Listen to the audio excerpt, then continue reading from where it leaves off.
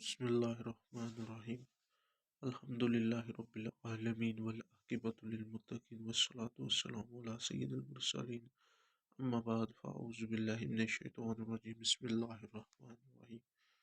آج میں نے آپ کے سامنے جو موضوع ہے وہ ہے بازار میں کھانا، بازار کی روٹی، بازار میں کھانا بے برکتی ہوتا ہے۔ اس کے بارے میں آپ سے میں نے یہ موضوع بیان کرنا ہے۔ یہ 3 موضوع ہیں۔ آپ سب سے گزارش ہے میری ویڈیو کو لائک کریں، کمنٹ کریں، اگر آپ کو ویڈیو پسند آئی تو اس کو شیئر کریں، کمنٹ کریں اور چینل کو لازمی سبسکرائب کر دیں۔ شکریہ۔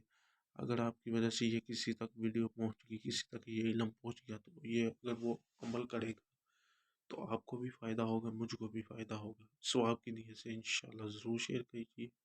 بسم اللہ الرحمن الرحیم۔ ہم اپنے عمل کی طرف بڑھتے ہیں۔ بازار میں کھانا۔ حضرت سیدنا ابو امامہ رضی اللہ تعالیٰ عنہ سے روایت ہے کہ نبی کریم صلی اللہ علیہ وآلہ وبارک وسلم نے ارشاد فرمایا، بازار میں کھانا برا ہے۔ حضرت سیدنا ابو امامہ رضی اللہ تعالیٰ عنہ سے روایت ہے کہ سرکار نے فرمایا، بازار میں کھانا منع ہے۔ علامہ مولانا مفتی محمد امجد علی اعظمی علیہ رحمت الرحمن فرماتے ہیں، راستے اور بازار میں کھانا مکروہ ہے۔ بہار شریعت حصہ 16۔ حضرت علامہ مولانا مفتی امجد علی اعظمی علیہ رحمت الرحمن فرماتے ہیں، بازار میں کھانا مکروہ ہے۔ بہار شریعت جلد نمبر 16 اور مسائل نمبر 19 میں مفتی امجد علی اعظمی علیہ رحمت الرحمن فرماتے ہیں کہ بازار میں کھانا مکروہ ہے۔ بازار کی روٹی۔ حضرت سیدنا امام برہان الدین ابراہیم زرنوجی علیہ رحمت القوی فرماتے ہیں، امام جلیل حضرت سیدنا محمد بن فعال رحمت اللہ تعالی علیہ نے دوران تعلیم کبھی بھی بازار سے کھانا نہیں کھایا۔ یعنی امام جلیل حضرت سیدنا محمد بن فعال رحمت اللہ نے دوران تعلیم کبھی بھی بازار سے کھانا نہیں کھایا۔ ان کی والد صاحب ہر جمعے کو اپنے گاؤں سے ان کے لیے کھانا لے آتے تھے۔ یعنی امام جلال حضرت محمد بن فعال رحمت اللہ تعالیٰ نے دوران تعلیم یعنی تعلیم حاصل کرتے کبھی بازار سے کھانا نہیں کھایا۔ ان کے والد ماجد جمعے والے دن ہر جمعے کو اپنے گاؤں سے ان کے لیے کھانا لے آتے تھے۔ یعنی ہر جمعے ان کے والد سے ان کے لیے کھانا لے آتے تھے۔ ایک مرتبہ جب وہ کھانا دینے آئے تو ان کے کمرے میں بازار کی روٹی رکھی دیکھ کر سخت ناراض ہوئے۔ یعنی ان کے والد جب ایک دن کمرے میں کھانا دینے آئے تو بازار کی روٹی دیکھی تو سخت ناراض ہوئے۔ یعنی والد صاحب سخت ناراض ہو گئے اور اپنے بیٹے سے بات تک نہیں کی۔ صاحبزادے نے معذرت کرتے ہوئے عرض کی، ابا جان یہ روٹی بازار سے میں نہیں لایا، میرا رفیق میری رضامندی کے بغیر خرید کر لایا ہے۔ یعنی امام محمد بن فعال رحمت اللہ تعالیٰ علیہ کے والد صاحب نے ان کے کمرے میں روٹی کا دیکھی کہ وہ اپنے بیٹے سے ناراض ہو گئے کہ تم بازار کی روٹی کیوں کھا رہے ہو۔ تو امام حضرت سیدنا محمد بن فعال رحمت اللہ تعالیٰ علیہ فرماتے ہیں کہ ابا جان یہ روٹی میں نے نہیں بازار سے لائی، یہ میرے رفیق میری رضامندی کے بغیر لایا تھا۔ میرا رفیق بغیر لایا تھا میری رضامندی کے۔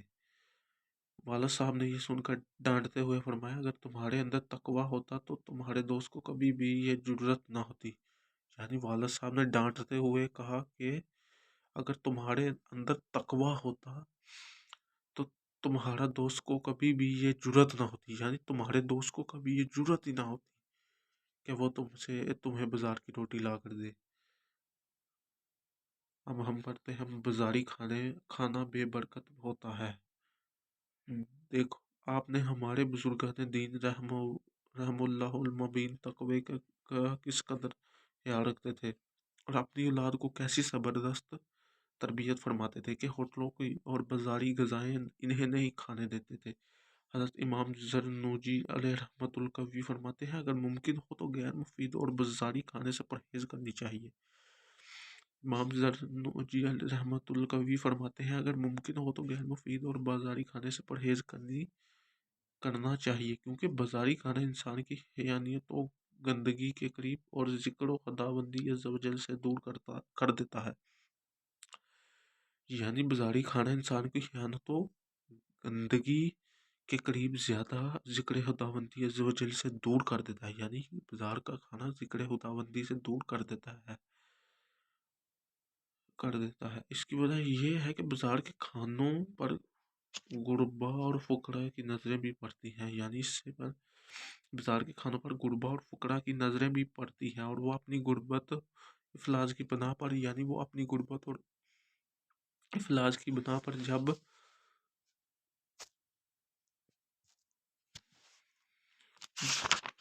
جب اس کھانے کو نہیں خرید سکتے تو دل برداشت ہو جاتے ہیں، اور یوں اس کھانے سے برکت اٹھ جاتی ہے۔ ہوٹل میں کھانا کیسا؟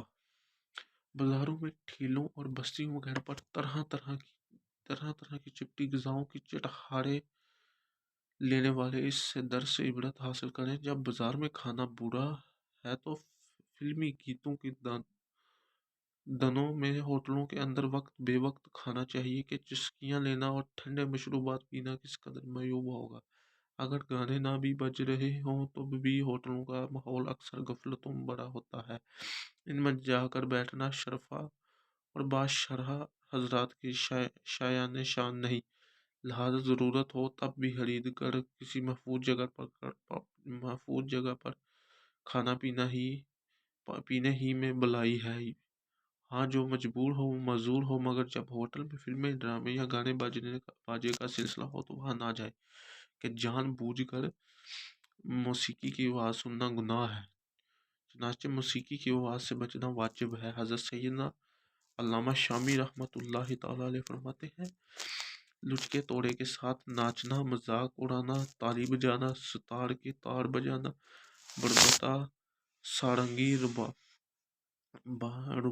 بانسری، قانون ایک ساز کا نام، جانجن، بغل بجانا مکروہ تحریمی یعنی قریب بحرام ہے، کیونکہ یہ سب کفارے کے شاعر ہیں۔ نیزہ بانسری اور موسیقی کے دیگر سازوں کو سننا بھی حرام ہے۔ اگر اچانک سن لیا تو معذور ہے، اور اس پر واجب ہے کہ نہ سننے کی پوری کوشش کرے۔ یعنی علامہ شامی علیہ رحمۃ اللہ فرماتے ہیں کہ موسیقی کو نہ سننے کی پوری کوشش کریں۔ کانوں میں انگلیاں ڈالنا، خوش نصیب ہے وہ مسلمان جو کلام رب کائنات شاہ موجودات صلی اللہ علیہ وآلہ وسلم اور سن تو بڑے بیانات تو سنتے ہیں، مگر فلمیں کانوں میں اور موسیقی کی آواز آنے پر باسبب خوف خداوندی نہ سننے کی پوری کوشش کرتے ہوئے کانوں میں انگلیاں داخل کر کے وہاں سے فوراً دور ہٹ جاتے ہیں۔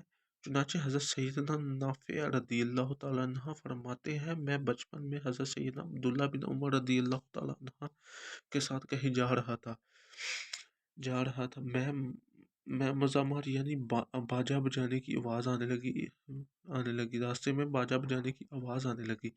ابن عمر رضی اللہ تعالیٰ عنہ نے اپنے کانوں میں انگلیاں ڈال دی اور راستے سے دوسری طرف ہٹ گئے، اور دور جانے کے بعد پوچھا، نافع آواز آ رہی ہے؟ میں نے عرض کی، اب نہیں آ رہی، تو کانوں سے انگلیاں نکالی اور ارشاد فرمایا، ایک بار میں سرکار مدینہ سردار مکہ مکرمہ صلی اللہ علیہ وآلہ وسلم کے ساتھ کہیں جا رہا تھا۔ سرکار صلی اللہ علیہ وآلہ وسلم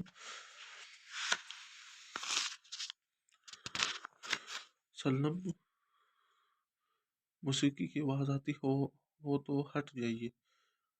معلوم ہوا کہ جو ہی موسیقی کی آواز آئے فوراً کانوں میں انگلیاں داخل کر کے وہاں سے دور ہٹ جائیے، کیونکہ اگر انگلیاں تو کانوں میں ڈال دی ہیں، مگر وہیں کھڑے یا بیٹھے رہے یا معمولی سا پڑے ہٹ گئے تو موسیقی کی آواز سے بچ نہیں سکیں گے۔